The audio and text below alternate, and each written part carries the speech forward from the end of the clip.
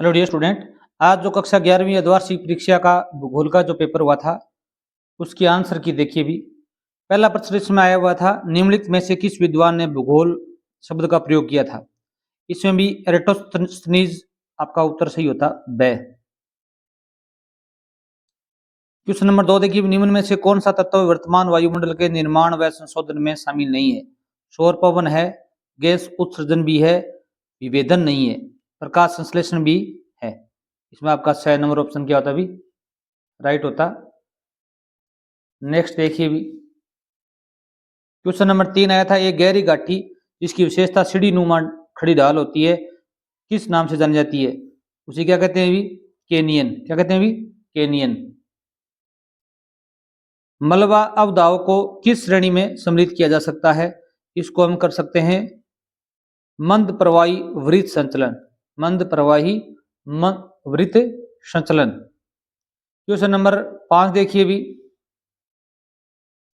निम्नलिखित यमोत्र में से कौन सा भारत का मानक यमोत्र माना गया है भी। ये 82.5 डिग्री पूर्व देशांतर को माना गया है। यही भारत का समय तय करता है घड़ियों का। अंडमान निकोबार को कौन सा जल क्षेत्र अलग करता है। इसमें 10 डिग्री चैनल आपका उत्तर सही होगा। नेक्स्ट देखो भी, क्वेश्चन नंबर 7 देखिए भी, भारत के कितने भूभाग पर 70 सेंटीमीटर से कम औसत वार्षिक वर्षा होती है। इसमें आपका उत्तर 35% सही होता। इसमें आप कर सकते हो 1/3। क्या करोगे भी, 1/3। अगर आप चैनल पर नए, चैनल को सब्सक्राइब कीजिए। आपको यहाँ पर अंग्रेजी का जो व्याकरण है कक्षा 11 का वो उपलब्ध है, जाके जरूर देखें। चंदन वन किस तरह के वन के उदाहरण हैं। इसमें सदाबहार वन, डेल्टाई वन, पर्णपाती वन, कांटेदार वन। इसमें पर्णपाती वन आपका उत्तर सही होगा। क्वेश्चन नंबर 9 देखो, भारतीय मानक समय ग्रीनविच समय मध्य समय से 5.5 घंटे आगे है। 5.5 घंटे आगे है। ब्रह्मपुत्र नदी को बांग्लादेश में किस नाम से जाना जाता है। क्या कहते हैं इसको भी, जमुना। क्या कहते हैं भी,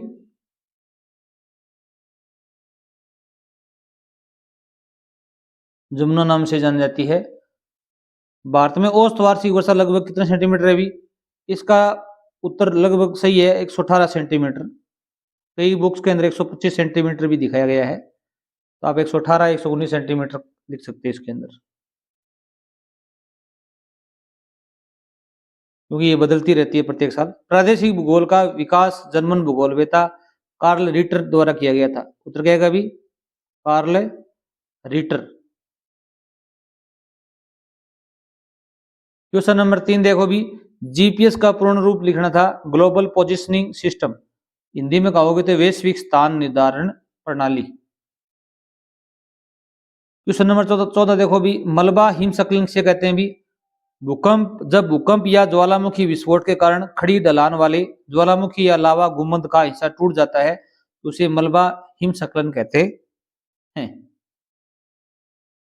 क्वेश्चन नंबर 15 देखो भी, हिंद महासागर में स्थित कोई 2 द्वीपीय देशों के नाम बताइए। मालदीव और श्रीलंका। ये अपने पड़ोसी देश हैं जो हिंद महासागर में स्थित हैं, अर्थात भूमि से जुड़े हुए नहीं है।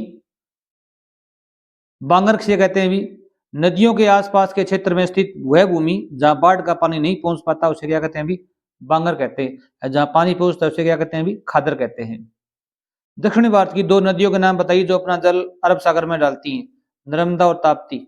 ये दोनों रिफ्ट घाटियों में बहती हैं। ये प्रश्न बहुत मोस्ट इंपोर्टेंट है, आने वाले कंपटीशन एग्जाम में भी आएगा। जल ग्रहण क्षेत्र से क्या अभिप्राय है। ऐसा क्षेत्र जहां से पानी बहकर किसी नदी, बेसिन या जलाशय में जाता है, अर्थात जो नदियों का बहाव क्षेत्र है उसे हम जल ग्रहण क्षेत्र कह सकते हैं।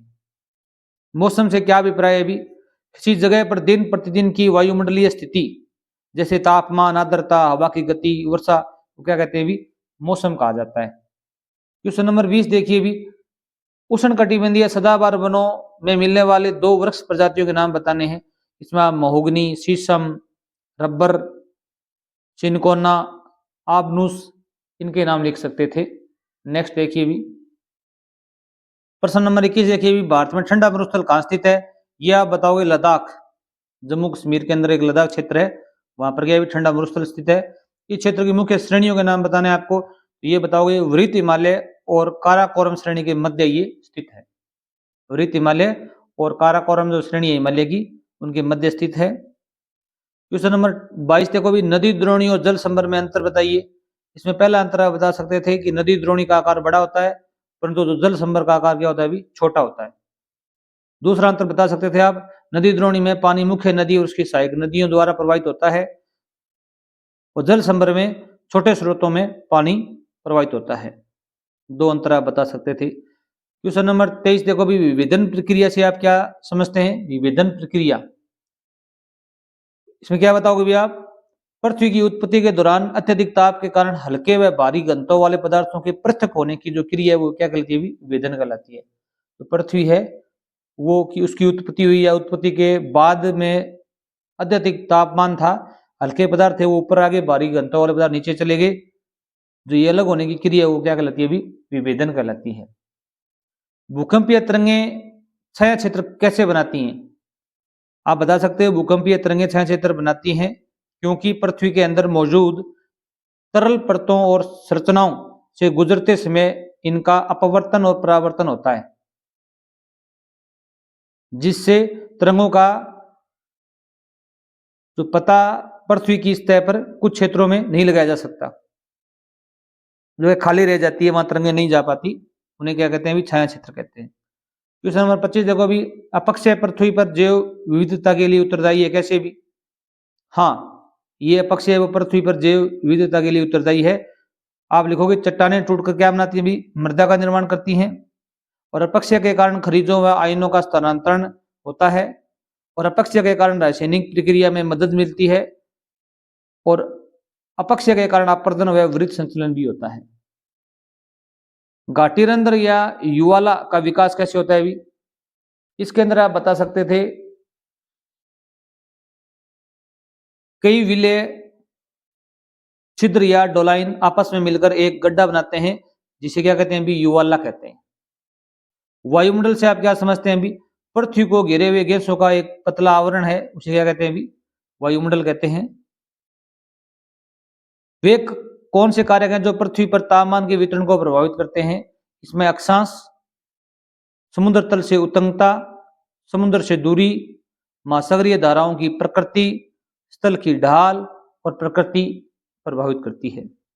भू विक्षेपी पवनें क्या है? भी वे पवन जो समदाब रेखाओं के समानांतर बहती है, वे पवन जो समदाब रेखा के समानांतर बहती है, और पृथ्वी की घूर्णन गति व कोरियोलस बल के कारण इनकी गति है वो उत्तरी गोलार्ध में दाईं ओर और दक्षिणी गोलार्ध में बाईं ओर विक्षेपित हो जाती है। इसके कारण ही भारत में क्या आता है? भी मानसून आता है।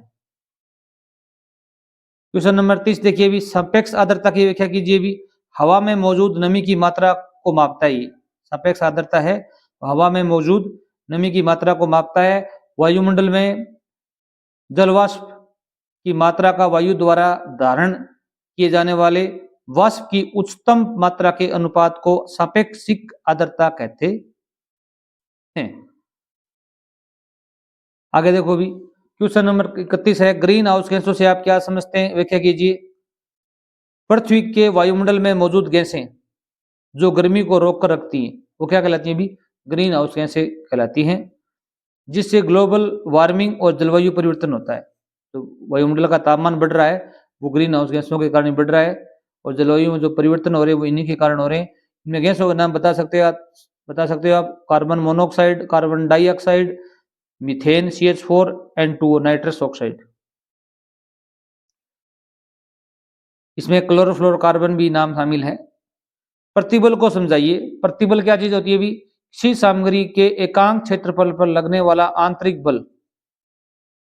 ये एक प्रतिबल है, वो एक भौतिक राशि है। क्या भी भौतिक राशि है? ये बाहरी बल, बंकन, मरोड़ आदि के खिलाफ आंतरिक प्रतिरोध पैदा करता है। क्वेश्चन नंबर 33 देखो भी, मानसून विच्छेद से क्या तात्पर्य है? भी मानसून विच्छेद क्या होता है? भी एक मानसून अंतराल होता है जब वायुमंडल के निचले स्तरों पर तापमान की विलोमता के कारण वर्षा करने वाली आर्द्र पवनों को ऊपर उठाने में रोक दिया जाता है। या फिर इसको आप इस प्रकार परिभाषित कर सकते हो कि मानसून के दौरान कुछ समय के लिए क्या नहीं होती? भी वर्षा नहीं होती, उसे क्या कहते हैं? भी मानसून विच्छेद कहते हैं। नेक्स्ट देखो भी,